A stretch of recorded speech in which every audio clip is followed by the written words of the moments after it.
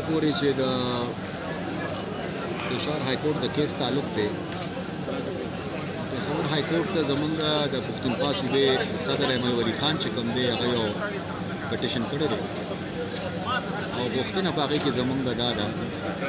چې تحقیقات دې وشي حقیقت دې راښکاره شي چې کوم خلک وو چې چا دا فیصله کړې وه او د هغې فیصلې په نتیجه کې نن دا دومره لوی تاوان او نقصان سره موږ مخامخ دې وخت کې زمونږ په صوبه کې او په دې سیمه کې بدقسمتۍ نه یو ځلې بیا د دهشتګردۍ تسلسل سره واقعات روان دي کېږي چې په کوم کې زیاتر زمونږ د پولیس ځوانان او افسران په نښه دي او عام ولس هم په نښه ظاهره خبره دا ده چې امن قایم شوی و په دې صوبه کې په یو ډېر لوی قیمت او بیا د هغې نه پس دوباره دا خلک راوستل دلته آبادول هغې له لار ورکول خلک د جیلونو نه رها کول دا غلطي نه ده بلکې زه به دا ووایم چې دا مجرمانه غفلت دی او دا ډېر لوی ظلم دی چې کوم شوی دی د ملک سره او د قام سره نو لهذا ځکه زمونږ تقاضا او مطالبه ده چې اول د هغه خلک ښکاره کړي شي چې کوم ذمهدار او بیا دې د پاکستان د قانون مطابق د هغې خلاف کاروایي وشي څو پورې چې د اپریشن تعلق دی که هغه شانتې اپریشن څوک کول غواړي چې څه اپریشنونه په ډېره لویه پیمانه مخکې شو چې مخصوص انټیلیجنس بیسډ اپریشنز نه هغه بلکې هغه اپریشنې وي چې په ډېره لویه پیمانه وي او ډېر لوی د فورسز هغې کې انوالومنټ و هغه قسمه اپریشنې که کېږي نو ظاهره خبره دا ده چې هغې دپاره به اول قام اعتماد کې اخیستل غواړي ځکه چې د هغې اپریشنو یو ډېر لوی قیمت وي جنګ چې کله کېږي نو د جنګ به یو ډېر لوی قیمت وي د دې نه مخکې د خلکو کورونه متاثره شوي دي کاروبارونه متاثره شوي دي خلکو ته نقصان رسېدلی دی لہذا په لویه پیمانه یو اپریشن هم هغې پورې ممکنه نه دی چې څو پورې اول هغه خلکو ته سزا نه میلو شوې چې کوم خلک د دې ذمہوار دي او دویم چې څو پورې مقامي علاقو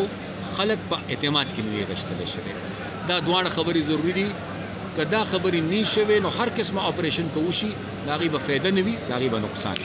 تیر ځل زمونږ په بعضې علاقو کې په تیر سینسس کې دا شکایات مخې ته راتلل چې کم خلک د څه مجبورۍ په وجه د بعضې تقاضو په وجه باندې په خپلو علاقو کې موجود نو زمونږ په وطن کې دوه قسمه خلک د خپلو علاقو نه بار یو هغه چې د مجبورۍ په بنیاد د خپل علاقې نه بار په دې ملک یا پردي وطن ته تلي د مزدورو دپاره یا هغه خلک چې د بدامنۍ د لاسه هغې نقل مکاني کړې وه او هغې په خپل مستقل پته چې کومه ده په هغه ځای هغې دستیاب نو هغې نه اوسېدل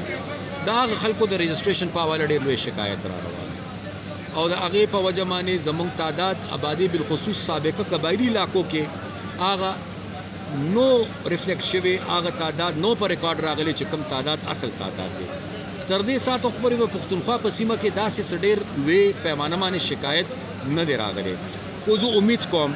چې تیر سینسس کې کومې غلطۍ شوې وې په دې ډیجیټل سینسس کې به هغه غلطۍ دوباره نه دوهراویږي موږ دا نه غواړو چې موږ لس یو پښتانه نو موږ د شلو ښیي موږ اعتراض په دې دی چې که موږ لس یو نو موږ د پنځه نه ښیي زموږ صحیح تعداد پکار دی راشي ځکه چې پاکستان کې سبا که پارلیماني سیاست دی که د وسایلو تقسیم دی ډېر اهم معاملات چې کوم دي د هغې دارومدار او د هغې تقسیم چې کوم دی هغه ټول د آبادۍ په بنیاد انګریزی کې یو لفظ استعمالیږي لیول پلینګ فیلډ لیول پلینګ فیلډ مطلب دا چې د هر امیدوار او د هر پارټۍ دپاره په الیکشن کې یو شانتې موقع بدقسمتۍ نه 2013 کې یو شانتې موقع زموږ دپاره دستیاب نه وه 2018 کې زموږ دپاره دا دستیاب نه او دا کم خلک چې واپس راوستي دي او آباد کړي دي دا یې راوستي هم د دې دپاره دي چې سبا د الیکشن په موقع باندې دوباره دې داسې ماحول جوړ کړي چې موږ غوندې خلکو دپاره چې کوم دی د الیکشن هغه شانتي لیول پلینګ فیلډ دستیاب ني چې څنګه نورو پارټو لپاره دستیابي او څنګه نور امیدوارانو ته دستیابي. زمونږ بهشکه په دې حواله باندې شدید اعتراضات هم شته، زمونږ خدشات هم شته دي او موږ دا غواړو چې د الیکشن نه مخکې د الیکشن د میدان لګېدو نه مخکې اول دا مسله دې حل کړی شي. تر څو پورې چې دا مسله نه حل شوې نو الیکشن به